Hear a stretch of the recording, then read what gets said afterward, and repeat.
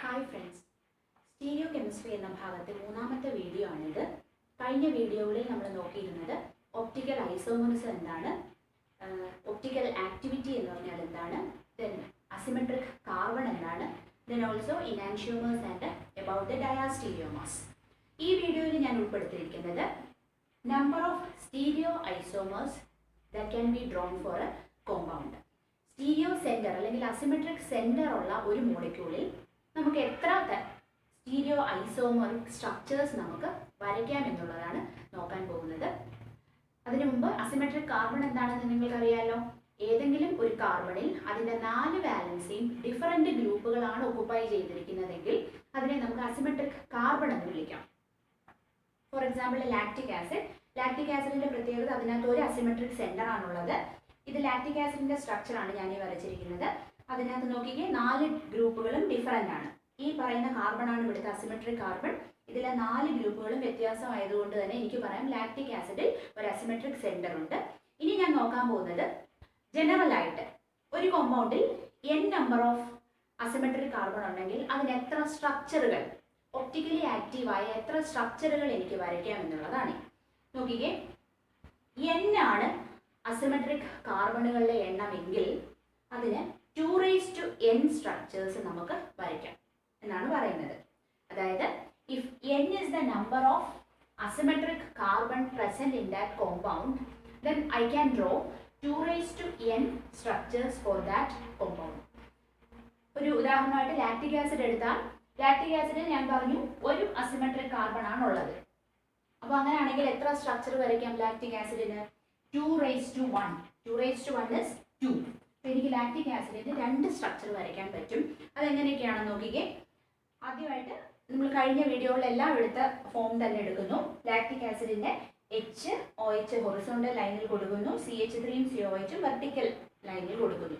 അങ്ങനെയുള്ള ഒരു സ്ട്രക്ചർ വരച്ചു. ഇനി അതിൻ്റെ രണ്ടാമത്തെ ഐസോമർ എങ്ങനെയായിരിക്കും? ഇതിൻ്റെ മിറർ ഇമേജ് എടുക്കുമ്പോൾ OH ഈ ലെഫ്റ്റ് സൈഡിൽ, H അതിൻ്റെ റൈറ്റ് സൈഡിൽ, CH3 COH പഴയ പൊസിഷനിൽ തന്നെ. ഇങ്ങനെയുള്ള 2 സ്ട്രക്ചേഴ്സ് മാത്രമേ എനിക്ക് ലാക്റ്റിക് ആസിഡിന് വരയ്ക്കാൻ പറ്റുകയുള്ളൂ. കാരണം അതിന് 1 ആണ് അതിൻ്റെ അസിമെട്രിക് കാർബണിൻ്റെ എണ്ണം. 2:1 is equal to 2. Therefore, these 2 structures represents the 2 forms of optically active lactic acid. Then രണ്ടാമതായിട്ട് നമ്മൾ നോക്കുന്ന എക്സാമ്പിൾ ഗ്ലിസറാൽഡിഹൈഡ് എന്ന കോമ്പൗണ്ട് ആണ്. ഗ്ലിസറാൽഡിഹൈഡിൻ്റെ പ്രത്യേകത അതിൽ N1 ആണ്. N എന്ന് പറയുമ്പോൾ number of asymmetric carbon present in that molecule എന്നാണ്. അപ്പോൾ ഗ്ലിസറാൽഡിഹൈഡിൻ്റെ N1 ആണെന്ന് പറഞ്ഞാൽ അതിൻ്റെ അർത്ഥം അതിലൊരു അസിമെട്രിക് കാർബൺ ആണുള്ളത്. ഇനി ഗ്ലിസറാൽഡിഹൈഡിൻ്റെ സ്ട്രക്ചർ നിങ്ങൾ വരയ്ക്കാൻ ഓർക്കണം. നോക്കിക്കേ, ഗ്ലിസറാൽഡിഹൈഡിൽ ഒരു അസിമെട്രിക് കാർബൺ, അതിൻ്റെ 4 വാലൻസി ഫില്ല് ചെയ്തിരിക്കുന്ന ഗ്രൂപ്പുകൾ CHO, CH2OH, HOH എന്നീ 4 ഗ്രൂപ്പുകളാണ്. അപ്പോൾ അങ്ങനെ വെച്ച് നമുക്ക് ആദ്യത്തെ സ്ട്രക്ചർ വരയ്ക്കാം. Here H and OH is in the horizontal position, CH and CH2OH in the vertical position. ഇത് അതിൻ്റെ ഒന്നാമത്തെ സ്ട്രക്ചർ. നമുക്കുള്ള അറിയാവുന്ന ഇക്വേഷൻ പ്രകാരം 2:n ഐസോമേഴ്സ് ആണ് പറ്റുന്നത്.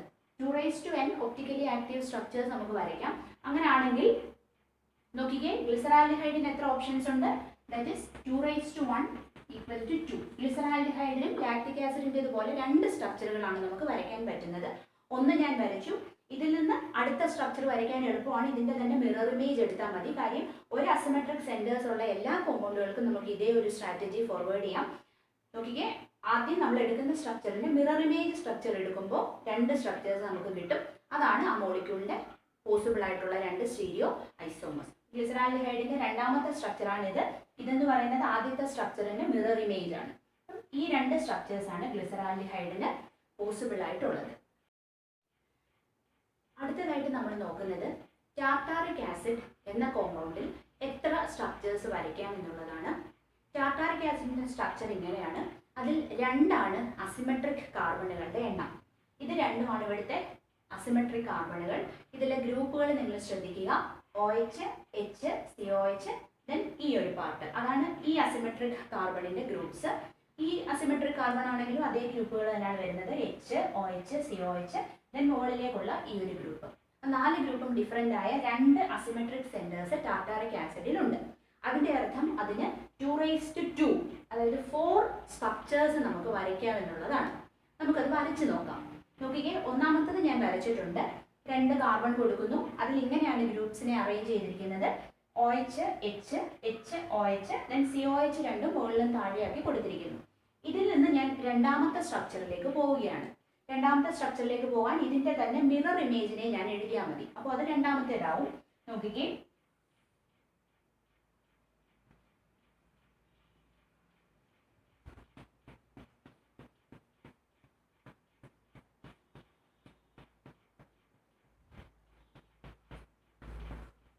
ഇതാണ് ഇതിന്റെ മിറർ ഇമേജ്. ഈ റൈറ്റ് സൈഡിൽ കാണുന്നതിനെ ഇവിടെ മിറർ വെക്കുമ്പോൾ ഇങ്ങോട്ടേക്ക് പ്രൊജക്ട് ചെയ്തിട്ട് ലെഫ്റ്റ് സൈഡിൽ എഴുതി. അപ്പോൾ HOH, ദെൻ ഈ OHനെ Hനെ മിററിലൂടെ പ്രൊജക്ട് ചെയ്ത് അപ്പുറത്തെ വശത്തേക്ക് എഴുതി. അപ്പം OHും Hും കൊടുത്തു. നടുക്കാണ് മിറർ വെക്കുന്നത്, അതുകൊണ്ട് അതിനൊരു മാറ്റവും ഇല്ല. ഈ സ്കെലിറ്റൻ COH എന്നുള്ളത് അതുപോലെ എഴുതി. അപ്പോൾ എനിക്ക് ടാർട്ടാറിക് ആസിഡിന്റെ 2 സ്ട്രക്ചേഴ്സ് കിട്ടി, 1ഉം 2ഉം. ഇനി നമ്മളുടെ തിയറി പ്രകാരം ഇനി ഇതിന് 2 സ്ട്രക്ചേഴ്സ് കൂടെ പോസിബിൾ ആണ്. എങ്ങനെയാണ് വരയ്ക്കുന്നത്? നോക്കിക്കേ, മൂന്നാമത്തെ സ്ട്രക്ചർ വരയ്ക്കാൻ വേണ്ടി ആദ്യത്തെ കാർബണെ ഫിക്സ് ചെയ്തുകൊണ്ട് രണ്ടാമത്തെ കാർബണിലെ ഗ്രൂപ്പ്സ് ഇന്റർചേഞ്ച് ചെയ്യാം. ഇങ്ങനെയാണ് സാധാരണ നമ്മൾ സ്ട്രക്ചേഴ്സ് മാറ്റി മാറ്റി വരയ്ക്കുന്നത്. ആദ്യത്തെ കാർബണിൽ ഈ ഒന്നാമത്തെ സ്ട്രക്ചർ വരയ്ക്കാൻ നിങ്ങൾക്കറിയാം, രണ്ടാമത്തതും എങ്ങനെയാണെന്ന് അറിയാം. ഇതിന്റെ മിറർ ഇമേജ് വരയ്ക്കുകയാണ് ചെയ്തത്. മൂന്നാമത്തതിലേക്ക് പോവാൻ ആദ്യത്തെ കാർബണെ ഇത്രയും ഭാഗത്തെ ഫിക്സ് ചെയ്ത് ഈ കാർബണിൽ 2 ഗ്രൂപ്പ്സിനെ ഇന്റർചേഞ്ച് ചെയ്യാം. അപ്പൊ നോക്കിക്കേ, ഇത് ഫിക്സ് ചെയ്തതുകൊണ്ട് ഇവിടെ OH തന്നെയാണ്, ഇവിടെ COOH, ഇവിടെ H, ദെൻ ഇതാണ് ഇന്റർചേഞ്ച് ചെയ്തത്. അപ്പൊ എങ്ങനെ വരും? OH ലെഫ്റ്റ് സൈഡിലും H റൈറ്റ് സൈഡിലും വരും.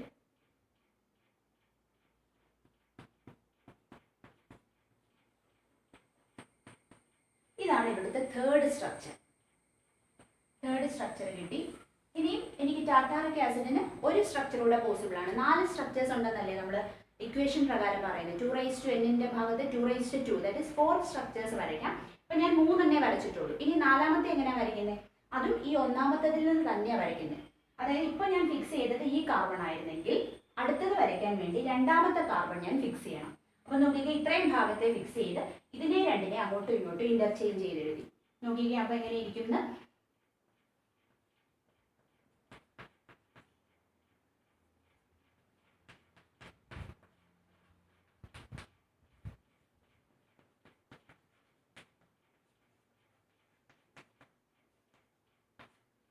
നോക്കിക്കേ, നിങ്ങൾക്ക് മനസ്സിലായോ? ഈ കാർബണെ ഫിക്സ് ചെയ്തിട്ട് ഇതിനെ ഇന്റർചേഞ്ച് ചെയ്തപ്പോൾ ഫസ്റ്റ് കാർബണിൽ എന്താണ് മാറ്റം വന്നത്? H ലെഫ്റ്റ് സൈഡിലും OH റൈറ്റ് സൈഡിലേക്കും പോയി. ബാക്കിയെല്ലാം അതുപോലെ തന്നെ എഴുതി. അങ്ങനെ 4 സ്ട്രക്ചേഴ്സ് ഇപ്പോൾ നമുക്ക് കിട്ടി. ആദ്യത്തെ സ്ട്രക്ചർ നമ്മൾ തന്നെ എഴുതിയതാണ്, അതിന്റെ മിറർ ഇമേജ് എഴുതി രണ്ടാമത്തത്. ദെൻ 3ഉം 4ഉം എങ്ങനെയാണ് കിട്ടിയത്?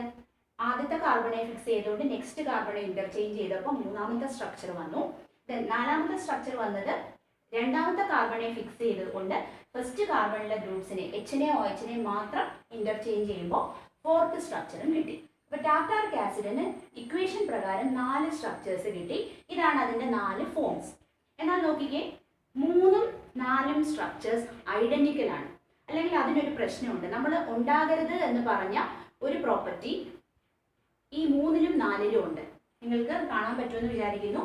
ഇവിടെ ഞാനൊരു പ്ലെയിൻ വെച്ചാൽ, അതുപോലെ 4th സ്ട്രക്ചറിൽ നടുക്കൂടെ ഞാനൊരു പ്ലെയിൻ വരച്ചാൽ എന്താണ് ഈ സ്ട്രക്ചറിന്റെ പ്രത്യേകതയും ഈ സ്ട്രക്ചറിന്റെ പ്രത്യേകതയും? മോളിക്യൂൾസിനെ അത് ഈക്വൽ ഹാഫ്സ് ആയിട്ട് മുറിക്കുന്നുണ്ട്. നോക്കിക്കേ, ഈ മുകളിലോട്ടുള്ള ഭാഗവും ഈ താഴോട്ടുള്ള ഭാഗവും മൂന്നാമത്തെ സ്ട്രക്ചറിൽ ഒന്നാണ്. OH, H, COH. ഇവിടെ അതുപോലെ OH, H, COH. നാലാമത്തെ സ്ട്രക്ചറിൽ നോക്കിക്കേ, ഈ മുകളിലേക്കുള്ള ഗ്രൂപ്പും താഴേക്കുള്ള ഗ്രൂപ്പും സെയിം ആണ്. അപ്പോൾ എനിക്ക് പറയാം, ഈ 2 സ്ട്രക്ചേഴ്സിൽ പ്ലെയിൻ ഓഫ് സിമെട്രി ഉണ്ട്. നമ്മൾ ഒപ്റ്റിക്കൽ ആക്ടിവിറ്റിയെ പറ്റി പറഞ്ഞപ്പോൾ പറഞ്ഞു, അങ്ങനെ പ്ലെയിൻ ഓഫ് സിമെട്രി വരരുത്. വരുന്ന കോമ്പൗണ്ടുകൾ ഒപ്റ്റിക്കലി ഇനാക്റ്റീവ് ആണെന്നാണ് പറയുന്നത്. അപ്പം അതോടൊപ്പം ആ ഒരു സംഭവം നിലനിൽക്കുന്നു. അതിനോടൊപ്പം ഈ 2 സ്ട്രക്ചേഴ്സും ഐഡന്റിക്കൽ ആണ്. എല്ലാ ഗ്രൂപ്പ്സും ഒരുപോലെയാണ്. അപ്പം നമ്മൾക്ക് ചെയ്യാൻ പറ്റുന്നത് ഈ ഐഡന്റിക്കൽ ആയിട്ടുള്ള 2 സ്ട്രക്ചേഴ്സിനെയും കൂടെ ഒരു സ്ട്രക്ചറായിട്ടാണ് കൺസിഡർ ചെയ്യുന്നത്. ടാർട്ടാറിക് ആസിഡിന്റെ കാര്യത്തിൽ മാത്രമാണ് ഇങ്ങനൊരു ഇത് വരുന്നത്. ഇതിന്റെ 2 സ്ട്രക്ചേഴ്സിന്റെ പ്രത്യേകത, അവയ്ക്ക് പ്ലെയിൻ ഓഫ് സിമെട്രി ഉണ്ട്. അതുകൊണ്ട് തന്നെ ആ 2 സ്ട്രക്ചേഴ്സും ഐഡന്റിക്കൽ ആണ്. അതുകൊണ്ട് നമ്മൾ ചെയ്യുന്നത് ആ 2 സ്ട്രക്ചേഴ്സിനെ it is considered as a single structure. അപ്പോൾ എന്ത് പറ്റും? 1, 2, 3, 4 ചേർത്ത് ഒന്നായിട്ട് എടുക്കുമ്പോൾ അത് ഒന്നേ വരുന്നുള്ളൂ. അപ്പം 1, 2, 3. ടോട്ടൽ ടാർട്ടാറിക് ആസിഡിന് എത്ര സ്ട്രക്ചേഴ്സ് പോസിബിൾ ആണ്? It is 3 and not 4. ഇപ്പോഴും ഒരു കൺഫ്യൂഷൻ വരുന്ന ഒരു പോയിന്റ് ആണ് അവിടെ. ടാർട്ടാറിക് ആസിഡിന് 2 സ്റ്റീരിയോ സെന്റേഴ്സ് ഉള്ളതുകൊണ്ട് നമ്മൾക്ക് പെട്ടെന്ന് തോന്നും അതിന് 4 സ്ട്രക്ചേഴ്സ് പോസിബിൾ ആണെന്ന്. പക്ഷേ ശരിക്കും അതിന് 3 ആണ് സ്റ്റീരിയോ ഐസോമേഴ്സിന്റെ എണ്ണം. ഇനി നമുക്ക് ഡയാസ്റ്റീരിയോമേഴ്സിന്റെ കാര്യത്തിൽ പറയുന്ന ഒരു പ്രത്യേക തരം റെപ്രസെന്റേഷനെ പറ്റി നോക്കാം. അതായത് എരിത്രോ ആൻഡ് ത്രയോഫോം എന്നാണ് ആ ഒരു റെപ്രസെന്റേഷൻ രീതിയെ പറയുന്നത്. ഓർക്കുക, ഇത് ഡയാസ്റ്റീരിയോമേഴ്സിൽ മാത്രം നമ്മൾ പറയുന്ന ഒരു റെപ്രസെന്റേഷൻ ഫോമാണ്. ഇനി അത് അപ്ലൈ ചെയ്യണമെങ്കിൽ നമ്മുടെ കോമ്പൗണ്ടിൽ 2 അസിമെട്രിക് കാർബണുകൾ വേണം. 2 അസിമെട്രിക് കാർബണിന് വിത്ത് റെസ്പെക്റ്റ് ആയിട്ടാണ് നമ്മൾ എരിത്രോഫോം എന്നും ത്രയോഫോം എന്നും പറയാറ്. ദെൻ മൂന്നാമതൊരു കാര്യം, നമ്മൾ ഈ പറയുന്ന 2 അസിമെട്രിക് കാർബണുകളിൽ ഏതെങ്കിലും ഒരു ഗ്രൂപ്പ് കോമൺ ആയിട്ട് വേണം. കോമൺ ആയിട്ടുള്ള ഒരു ഗ്രൂപ്പ് 2 കാർബണിലും വന്നാൽ മാത്രമേ നമുക്ക് ഈ എരിത്രോ ത്രയോ എന്നീ റെപ്രസെന്റേഷൻസ് ഡയാസ്റ്റീരിയോമേഴ്സിന് കൊടുക്കുവാനായിട്ട് പറ്റുകയുള്ളൂ. അപ്പോൾ എരിത്രോ ത്രയോ ഫോമുകളെ പറ്റി പറയുമ്പോൾ 3 കാര്യങ്ങൾ ഓർക്കുക. ഒന്ന്, ഡയാസ്റ്റീരിയോമേഴ്സിലാണ് നമ്മളിത് പറയുന്നത്. ഡയാസ്റ്റീരിയോമേഴ്സിൽ തന്നെ 2 അസിമെട്രിക് സെന്റേഴ്സ് വരുന്ന കേസുകളിൽ പിന്നീട് എന്താ, ആ ഡയാസ്റ്റീരിയോമേഴ്സിൽ ആ 2 കാർബണിലുള്ള ഏതെങ്കിലും ഒരു ഗ്രൂപ്പ് എങ്കിലും കോമൺ ആയിരിക്കണം. ഞാൻ ഈ എഴുതിയിരിക്കുന്ന എക്സാമ്പിൾ ഒരു ഡയാസ്റ്റീരിയോമറിക് പെയർ ആണ്. 2 സ്ട്രക്ചേഴ്സ് കൊടുത്തിട്ടുണ്ട്. നോക്കിക്കേ, അതിലെ 2 അസിമെട്രിക് കാർബൺ ഞാൻ മാർക്ക് ചെയ്തിട്ടുണ്ട്. ദെൻ ഈ 2 കാർബണിൽ H എന്നുള്ള ഗ്രൂപ്പ് കോമൺ ആണ്. കണ്ടോ, ആദ്യത്തെ സ്ട്രക്ചറിൽ ആദ്യത്തെ കാർബണിൽ H ഉണ്ട്, രണ്ടാമത്തെ കാർബണിൽ H ഉണ്ട്. അപ്പോൾ കോമൺ ആയിട്ട് ഒരു ഗ്രൂപ്പ് ഉണ്ട്, രണ്ടിലും H. നമുക്ക് വേണമെങ്കിൽ എരിത്രോ ത്രയോ ഫോമുകൾ നമുക്ക് ഈ കോമ്പൗണ്ടിൽ ഡിഫൈൻ ചെയ്യാം. നോക്കിക്കേ, എരിത്രോ എന്ന് പറഞ്ഞാൽ നമ്മൾ എടുക്കുന്ന ഡയാസ്റ്റീരിയോമറിൽ ആ 2 കാർബണിലെ സെയിം ഗ്രൂപ്പ് ഒരേ സൈഡിലാണ് വരുന്നതെങ്കിൽ അതിനെ നമ്മൾ എരിത്രോഫോം എന്ന് പറയും. മനസ്സിലായോ? ഡയാസ്റ്റീരിയോമറിൽ നമ്മൾ എടുക്കുന്ന 2 അസിമെട്രിക് സെന്റേഴ്സിലും കോമൺ ആയിട്ട് വരുന്ന ഒരു ഗ്രൂപ്പ് ഉണ്ടെന്ന് പറഞ്ഞില്ലേ? ആ ഗ്രൂപ്പ് ആ കാർബണിന്റെ ഒരേ വശത്ത്, ഒന്നുകിൽ ഇടതുവശത്ത് അല്ലെങ്കിൽ വലതുവശത്താണെങ്കിൽ അതിനെ എരിത്രോഫോം എന്ന് പറയും. നോക്കിക്കേ, അതാണ് ഈ രണ്ടാമത്തെ സ്ട്രക്ചറിൽ കാണുന്നത്. 2 അസിമെട്രിക് കാർബണിനകത്തുമുള്ള ഹൈഡ്രജൻ വലതുവശത്തായിട്ടാണ് കാണുന്നത്. 2 ഒരേ സൈഡിലല്ലേ? 2 വലതുവശത്താണ്. അപ്പൊ നമുക്ക് ഈ കോമ്പൗണ്ടിന്റെ ഈ സ്ട്രക്ചറിനെ അതിന്റെ എരിത്രോഫോം എന്ന് പറയാം. കാരണം same groups lie on the same side. Then ഈ സ്ട്രക്ചറിലേക്ക് നോക്കിക്കേ, ഈ 2 കാർബണിലും ഉള്ള സെയിം ഗ്രൂപ്പ്, അതായത് ഹൈഡ്രജൻ എന്നുള്ള കോമൺ ഗ്രൂപ്പ് ഓപ്പോസിറ്റ് ആണ്, അല്ലെങ്കിൽ ഡയഗണൽ ആണ്, ഓപ്പോസിറ്റ് ഡയറക്ഷനിലാണ് വരുന്നത്. അതുകൊണ്ട് ഈ ഫോമിനെ എനിക്ക് അതിന്റെ ത്രയോഫോം എന്ന് പറയാം. ത്രയോഫോം എന്ന് പറയുമ്പോൾ the 2 similar groups will occupy the opposite direction. Then that form is called the ത്രയോഫോം.